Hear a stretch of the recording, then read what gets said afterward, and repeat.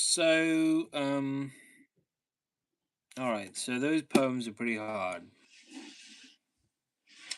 So I will read some shorter and easier poems to start off with to warm up, and then build up to that. All right. So I'm going to read "Life is Fine" by Langston Hughes. I went down to the river. I sat down on the bank. I tried to think but couldn't, so I jump in and sat. I've already messed that up. Okay, I'm going to try again. Life is Fine by Langston Hughes. I went down to the river. I sat down on the bank. I tried to think but couldn't, so I jumped in and sank. I came up once and hollered. I came up twice and cried. If that water hadn't a been so cold, I might have sunk and died. But it was cold in that water. It was cold. I took the elevator 16 floors above the ground. I thought about my baby and thought I would jump down. I stood there and I hollered. I stood there and I cried. If it hadn't have been so high, I might have jumped and died. But it was high up there. It was high. So since I'm still here living, I guess I will live on. I could have died for love, but for living I was born. Though you may hear me holler, and you may see me cry, I'll be dogged, sweet baby, if you gonna see me die. Life is fine, fine as wine, life is fine. And now, Wishes of an Elderly Man by Walter Raleigh. I wish I loved the human race. I wish I loved its silly face. I wish I liked the way it walks. I wish I liked the way it talks. And when I'm introduced to one, I wish I thought, what jolly fun.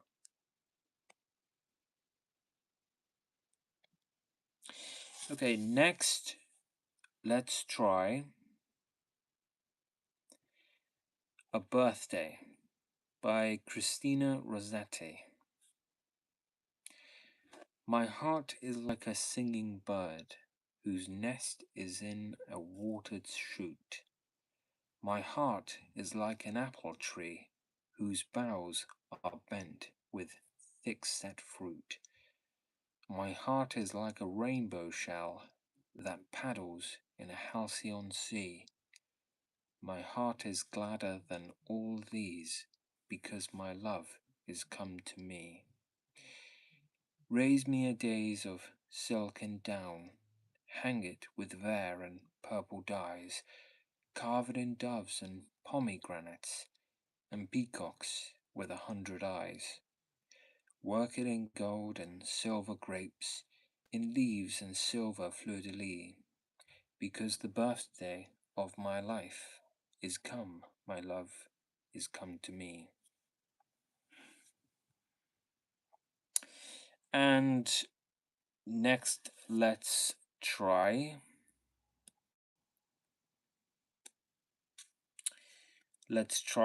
the poem Oh Dear, How Disgusting is Life by Edward Lear.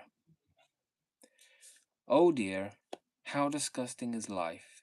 To improve it, oh what can we do? More disgusting is hustle and strife, and of all the things an ill-fitting shoe. Shoe.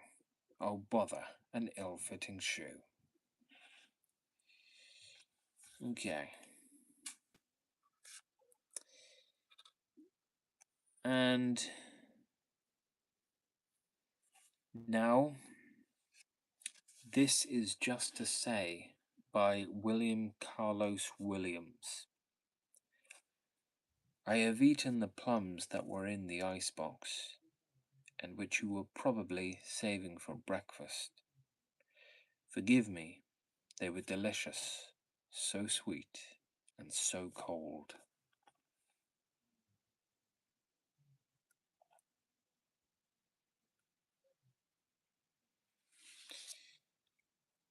Okay, so let's try Delight in Disorder by Robert Herrick. A sweet disorder in the dress kindles in clothes a wantonness, a lawn about the shoulders thrown into a fine distraction, an erring face which here and there enthralls the crimson stomacher, a cuff neglectful, and thereby ribbons to flow confusedly, a winning wave deserving note in the tempestuous petticoat, a careless shoestring in whose tie I see a wild civility do more bewitch me than when art is too precise in every part.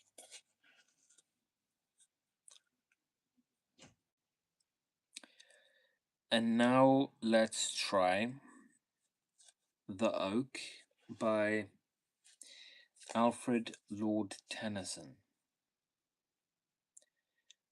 Live thy life, young and old, like yon oak, bright in spring, living gold.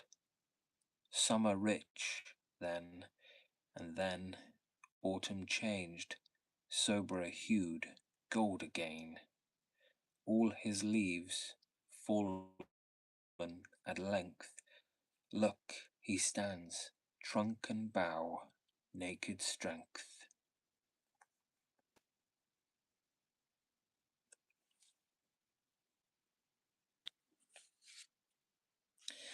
Okay, now the poem Sea Fever by John Masefield.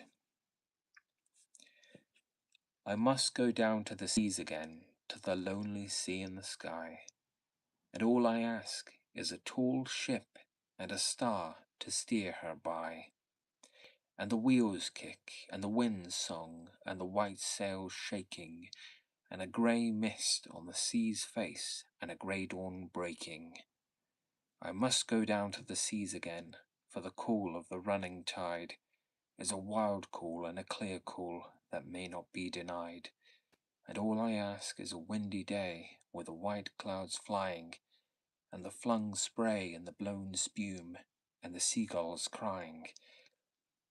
I must go down to the seas again, to the vagrant gypsy life, to the gull's way and the whale's way, where the wind's like a whetted knife, and all I ask is a merry yarn from a laughing fellow rover, and a quiet sleep and a sweet dream when the long trick's over.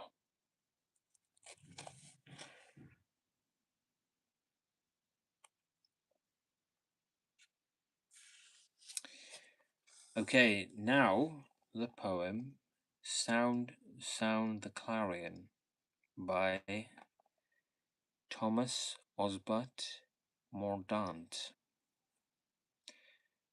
Sound, sound the clarion, fill the fife, throughout the sensual world proclaim, one crowded hour of glorious life is worth an age without a name.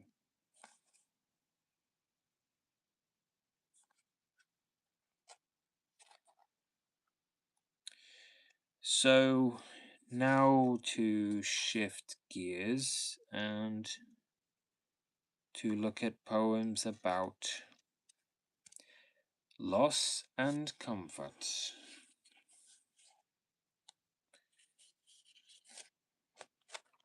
Beginning with In This Short Life by Emily Dickinson. In this short life that only lasts an hour, how much, how little is within our power. That's it, just 4 lines. It's a short poem about in this short life, yes. And here's another short one called Life is mostly froth and bubble by Adam Lindsay Gordon.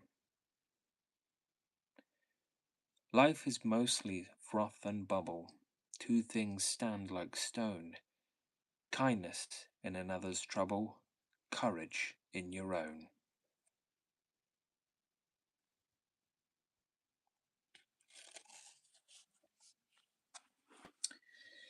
And now, Invictus by W. E. Henley.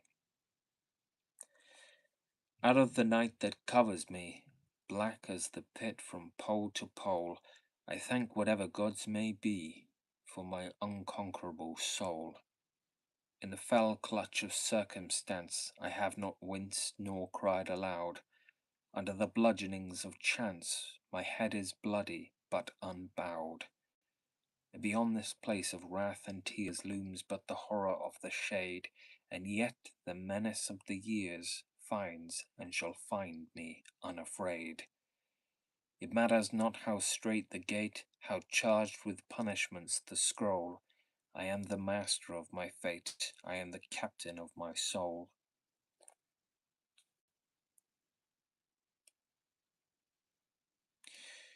Okay, so how about The Walk by Thomas Hardy. You did not walk with me of late to the hilltop tree, by the gated ways, as in earlier days. You were weak and lame, so you never came, and I went alone, and I did not mind, not thinking of you as left behind. I walked up there today, just in the former way, surveyed around the familiar ground, by myself again. What difference then? Only that underlying sense of the look of a room on returning thence.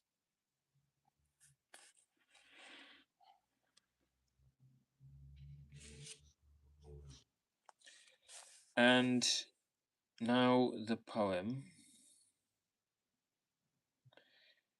Epitaph by Sir Walter Raleigh.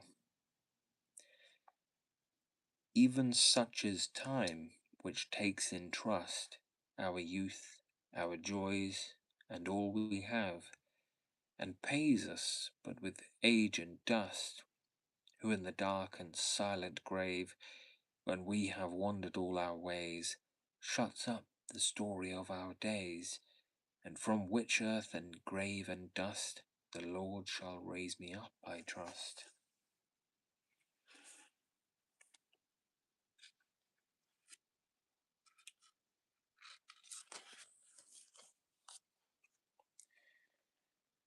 And this is an excerpt from Shakespeare called Full Fathom 5 Thy Father Lies. Full fathom 5 thy father lies, of his bones are coral made, those are pearls that were his eyes, nothing of him that doth fade, but doth suffer a sea change into something rich and strange. Sea nymphs hourly ring his knell, ding dong, hark now I hear them, ding dong bell.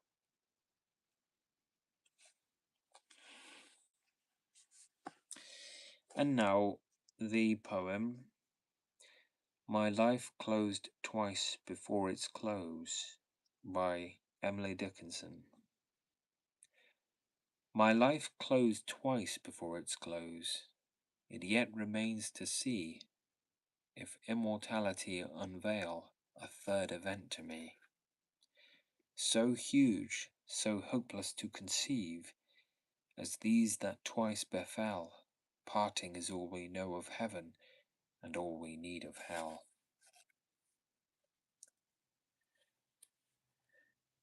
And we'll finish there.